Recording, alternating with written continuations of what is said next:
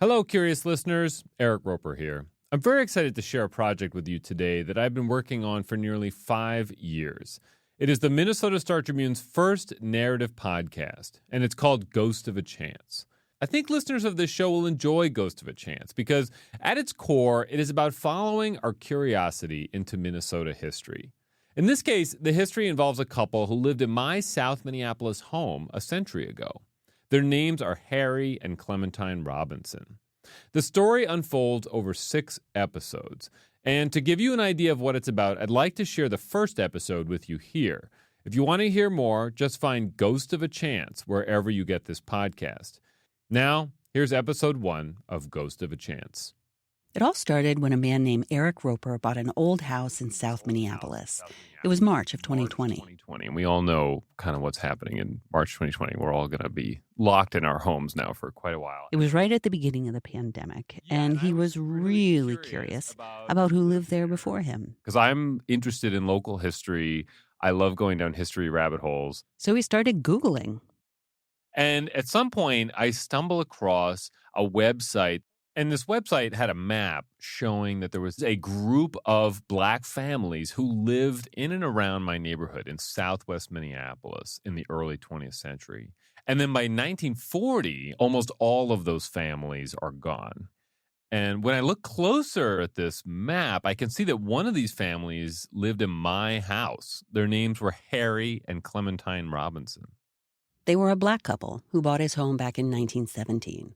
For a little perspective, that's just as the U.S. was entering World War I. Now, Eric is white, and he had never really thought about it before, but his neighborhood is pretty white too. And he started wondering, what happened to this Black couple and all these Black families who disappeared from the map? Eric Roper is a reporter at the Minnesota Star-Tribune newspaper, so he put his reporting skills to work to try and learn everything he could about Harry and Clementine Robinson. So I quickly become obsessed with this. And it was the pandemic. And I remember I would come downstairs, and my husband would be making lunch. And I would say, this thing, you can't believe this other thing. And then he struck gold. He found photos of them. Let me pull them up here. In both cases, they are wearing some nice clothes. They are. Well, you can't see these photos, so let me just tell you. Clementine appears to have a very light skin tone. She's wearing a large, elegant, sweeping, dark-colored hat. I can't get over that hat. It's winged. It kind of goes over her shoulders. And she's got a high-collared top that goes about halfway up her neck. Harry's skin is more of a darker tone.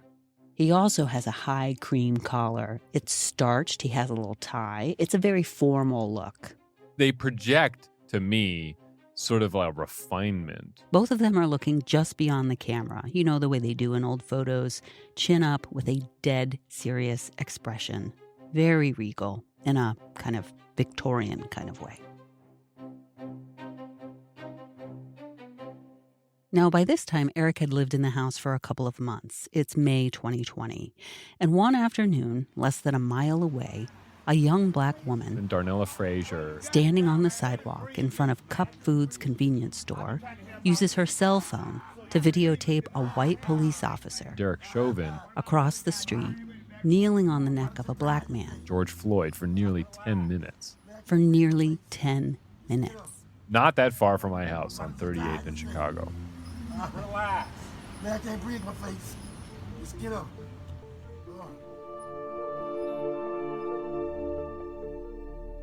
Over the next few days, the cell phone video circulates on social media, and South Minneapolis residents begin to gather in protest. What's his name? George Floyd! What's his name? George Floyd! What's his name? George Floyd! George! And then unrest starts to erupt, and then The whole world erupts.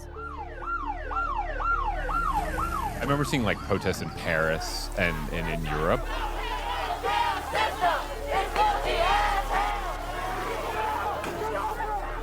When George Floyd was murdered, South Minneapolis became ground zero for a global racial reckoning.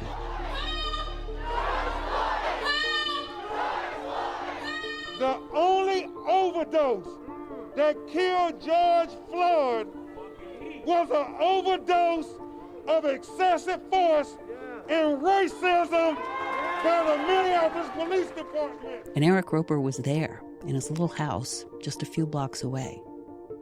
I remember sitting up late at night. I mean, maybe it was like 2 o'clock in the morning because the fires were getting closer. And I was watching live TV at like 2 o'clock and sort of seeing, okay, how close is it getting, right? At what point do I have to like react?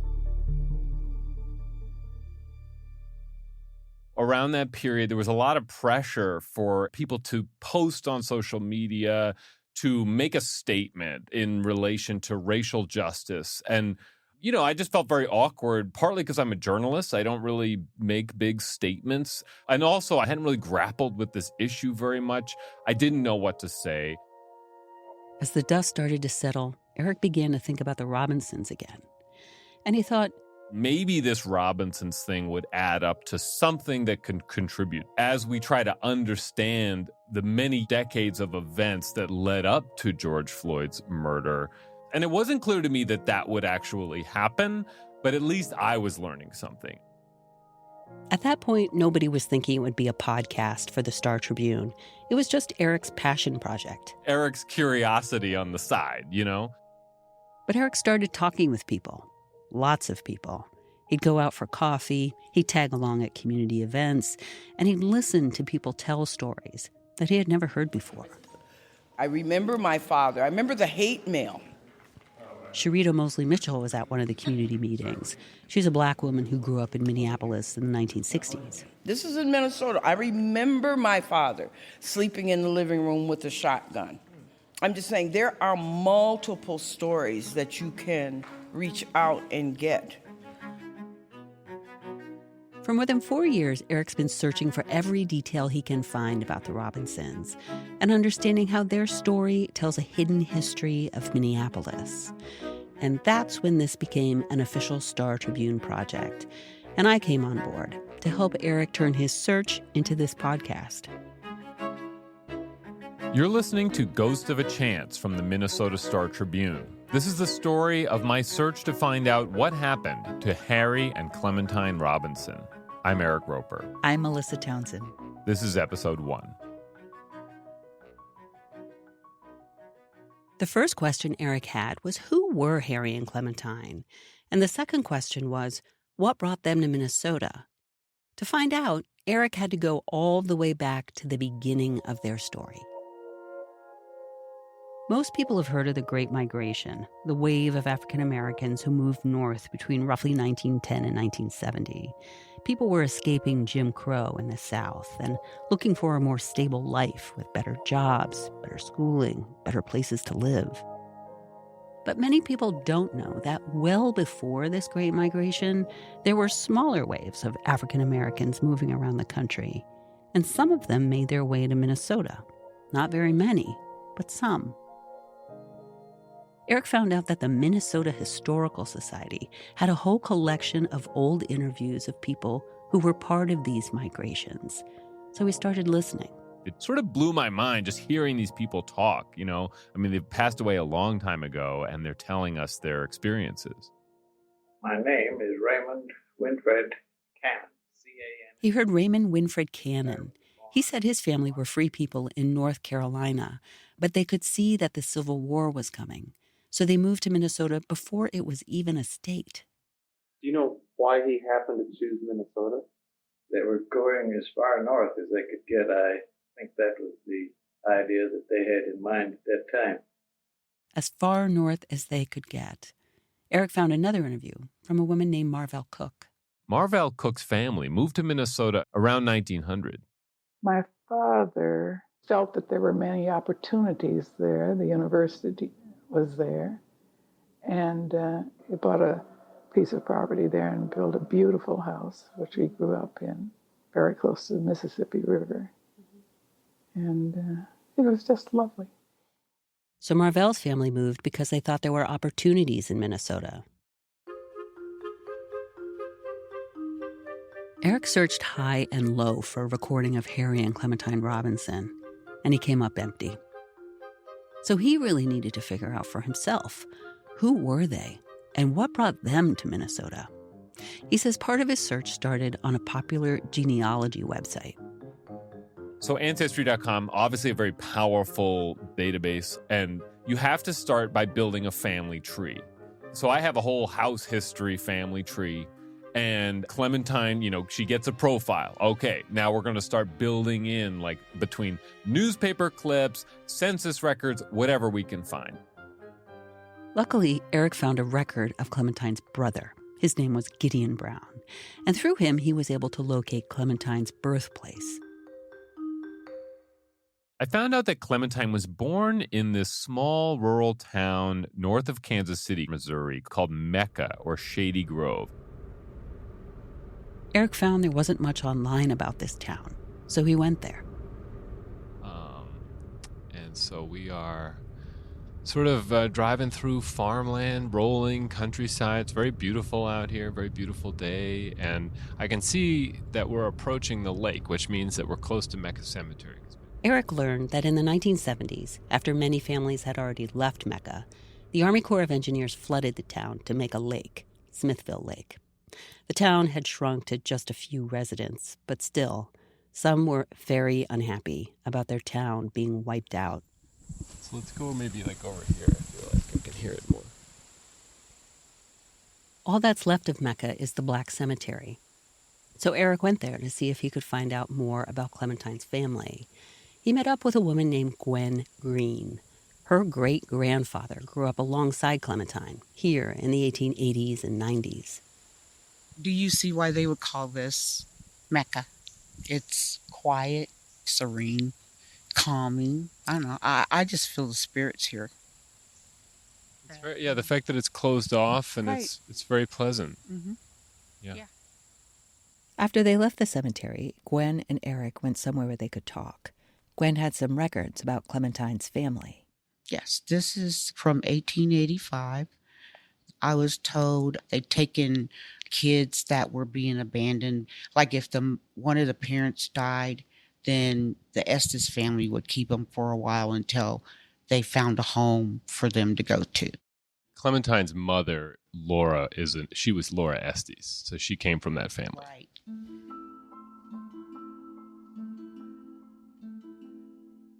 Before the Civil War, Missouri was a slave state. Many of the people in the Black community there today are descendants of slaves, including Gwen's family. With Gwen's help and his own sleuthing, Eric was able to piece together Clementine's family history. And he found out she was the first generation in her family born free in the United States. As far as I can tell, and these records are notoriously difficult to find, Clementine's father was born in Kentucky, and I presume that he was enslaved there. Something like 20% of the Black population of Kentucky leaves in the first year after the war. Most of them are driven out by violence. Eric and I reached out to an historian named Chris Phillips. He's done quite a bit of research into what happened in this region right after the Civil War ended. We have lots of descriptions of the roads filled with Black people just trying to flee Klan violence. Eric found that by 1870, Clementine's father was living in Mecca, Missouri. He was a farmer and a Baptist minister. Clementine's mother had a very different story. Clementine's mother was probably born into slavery as a baby, but soon after that became free because her father, Clementine's grandfather, was freed in 1854, before emancipation. Eric knows that Clementine's grandfather was freed because he actually found the will that freed him. It's written by the slave owner Thomas Estes, and he is freeing Washington Estes. That's Clementine's grandfather. My Negro man Washington, about 27 years old, I will to be free on the first day of April, A.D. 1854. Just 5 words that changed the lives of every generation after. I will to be free. Eric also pieced together Harry Robinson's family story, and he was also the first generation in his family born free. But he was not raised in Missouri like Clementine. Yeah, he's from a small railroad town called Mitchell in southern Indiana. Both his parents were enslaved in Kentucky, just like Clementine's father, and they were both freed by the 13th Amendment and then fled Kentucky and moved to Indiana. So Eric headed to Mitchell, Indiana, to learn more about Harry's life before he moved to Minnesota. And there he met a man named Jeff Routh.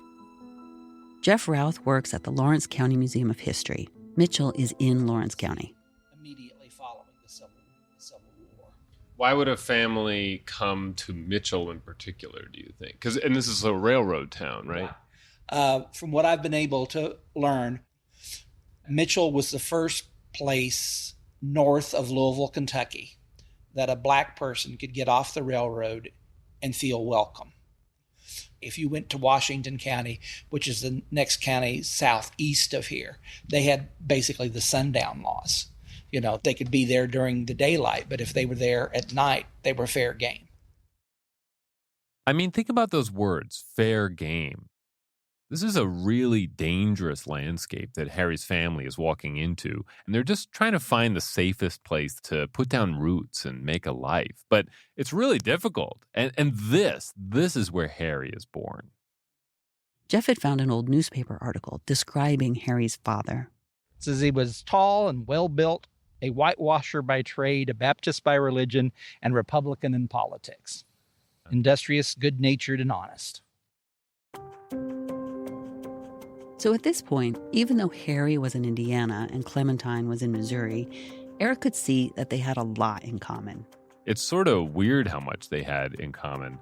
They claimed to both be born on the very same date, May 2nd, 1881. And they were both from large families. Clementine was one of 18 children. And both their fathers were preachers, Baptist preachers. And Eric and I both wanted to know, what was it like to be part of that first generation of black citizens born free in the United States? You're not property anymore. That's a very different disposition on life. Brandon Jones is a therapist we talked to. He's based in Minneapolis, and he has a particular focus on intergenerational trauma. You also have opportunity to experience some of what you couldn't do before. Like you could read, you could go to school, you could travel without papers, and now you might not have the same opportunity or access as a white family at that time may have had, but you had an opportunity. Like that had to be a different experience. But at the same time, Brandon told us that the expectation was that black people would, quote unquote, know their place. You know, stay out of trouble, keep your head down, don't make eye contact, don't let anyone know that you are smarter than you are because you may be considered a danger because you're getting uppity or too lippy.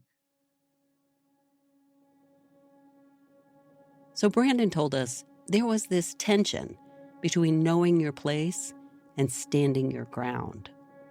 That's kind of the tug of war that many black people had to face during that time period of the Jim Crow era, trying to have a life where you can have some joy, but also having these social barriers and levels of racism that keeps you from fully experiencing this American dream, so to say.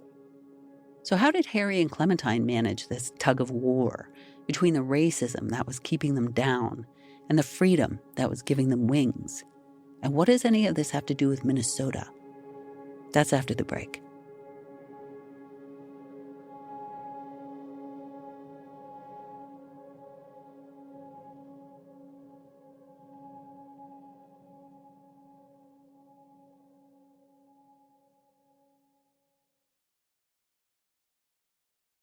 When Eric was in Missouri with Gwen Green, she told him that Clementine wouldn't have had much of a future if she had stayed in that small town. I think that they wanted to, make something of themselves. If they stayed in Mecca, there's nothing there for them. But domestic work or farming, I think that they wanted to venture out and see what was out there. And so he went off to figure out when Clementine left. And he told me for this he needed to use both the census and old city directories. And I said, what's a city directory? Yeah, they don't exist anymore. City directories are a lot like phone books, except that they list your occupation and they list your address. A lot of which have also been digitized now, so we can do searches for people, addresses, and other things. And this is where Eric found Clementine, in official documents from 1900. She's living in Kansas City, and she's a domestic servant, also described as a nurse girl. And we can see that in the city directory, she's got different addresses almost every year. So Clementine had flown the nest by the time she was 19 years old. She had moved about 30 miles away to find new opportunities. But Eric found Harry's path to leaving his hometown was a little more complicated. The urge to uproot may have come from a tragic accident that happened when he was just a boy. The historians in Lawrence County helped me locate this article in the Indianapolis Journal newspaper from 1890. When Harry was about 9 years old, he and his entire family became essentially poisoned by accident after rat poison sifted off a shelf into their dinner. And Harry's father died. It was a tragedy, but Eric found it wasn't rare. The poison powder that the Robinsons had accidentally eaten was called Rough on Rats, and like other rat poisons of the era, it was made with arsenic. Arsenic has no distinguishing taste, so it becomes notorious for accidental poisonings in this era. In another case in Indiana around this time, a man died after making gravy. Turns out he had mistakenly mixed in rat poison, thinking that it was flour. Harry's father died on February 4th, 1890. We asked that therapist, Brandon Jones, how did he think that would have affected Harry? You see a parent lose their life, it's going to leave an imprint on you, no matter how old you are or the parent is. To die from something that's preventable, like rat poisoning, that can be pretty traumatic for Harry.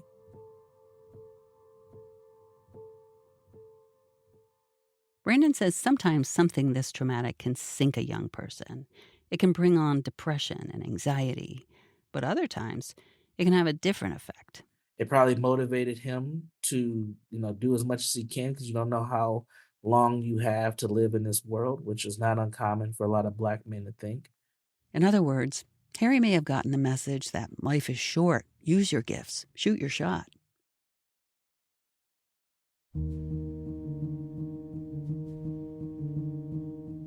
I found all these newspaper clippings from the local newspapers in Mitchell, Indiana, from Harry's high school years. And this is right before the turn of the century, in 1899, 1900, and he's a local superstar. Throughout Harry's senior year, it's noting that he's kind of a leader in the class, like he's among the top of the class, and then it kind of culminates with him being the top of the class, getting the top honors of the class, the valedictorian. And so this gets him a special thing. This means that he actually receives a scholarship to a law school. Eric learned that at the time, the Nashville College of Law was offering scholarships to promising students in communities around the country. So as valedictorian in Mitchell, Indiana, Harry won that scholarship. People in Mitchell, Indiana are still proud of Harry. Marla Jones works alongside Jeff Routh at the Lawrence County Museum of History. Again, Mitchell is in Lawrence County. He was excelling in every way. And that very much impresses me that, time or situation wouldn't hold that boy down, that he was going to do big things. It shows he has a lot of moxie. In 1900, Harry Robinson was on his way to becoming a lawyer. It was a huge accomplishment.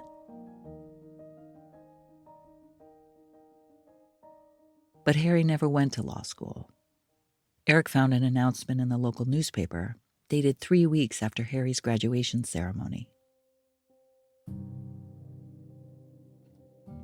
And it's a picture of Harry. It's on the top of the front page of the paper, and it says Harry Robinson, the Mitchell colored boy who won the scholarship offered by the Nashville, Tennessee Law School and was turned down on account of his color. On account of his color. The law school did not accept Black students. Marla Jones. The elation turned to disappointment must have been palpable. I can't imagine.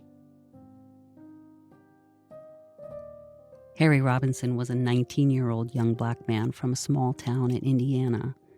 Eric wondered, what did this tell him about the world?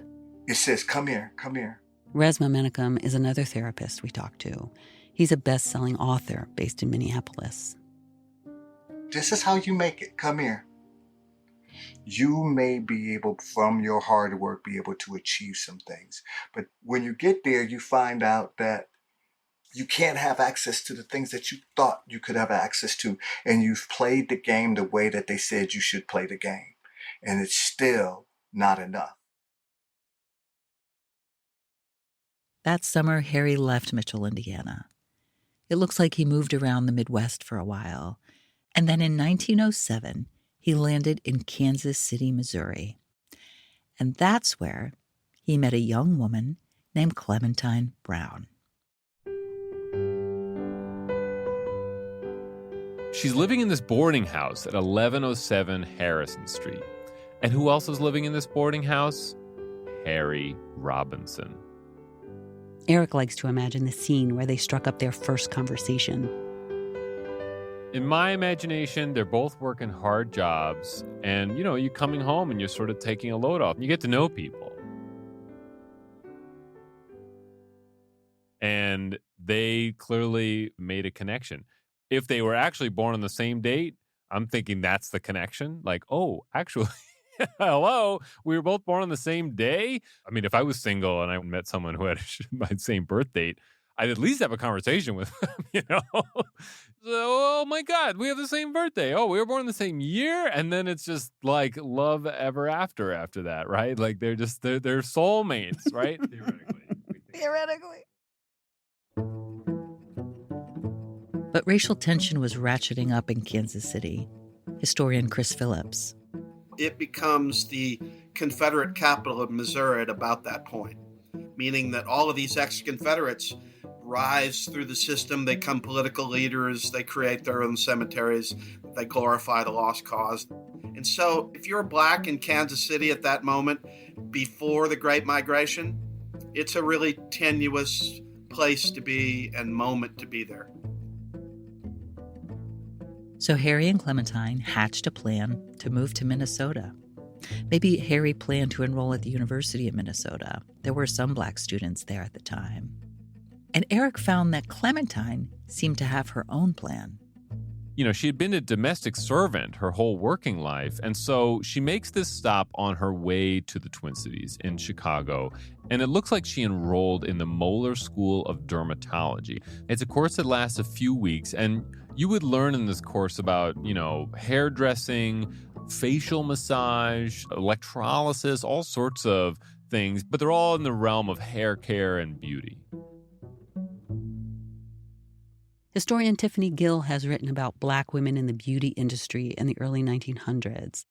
We called her to get an idea of what Clementine was doing here. She really is at the very first wave of black women entering into formal beauty work. And there were not many black women-owned beauty colleges that she would have been able to attend. And so she went to the Moeller School, which was a way of teaching black women, along with white women, the trade of beauty work. So what I sort of take away from this is that she's not just moving out of Kansas City, but she's trying to move up in the world. And maybe there's this impression that Minnesota is sort of a barrier-free place. I mean, it's all the way, almost as far north as you can get. What would Harry and Clementine find in Minnesota?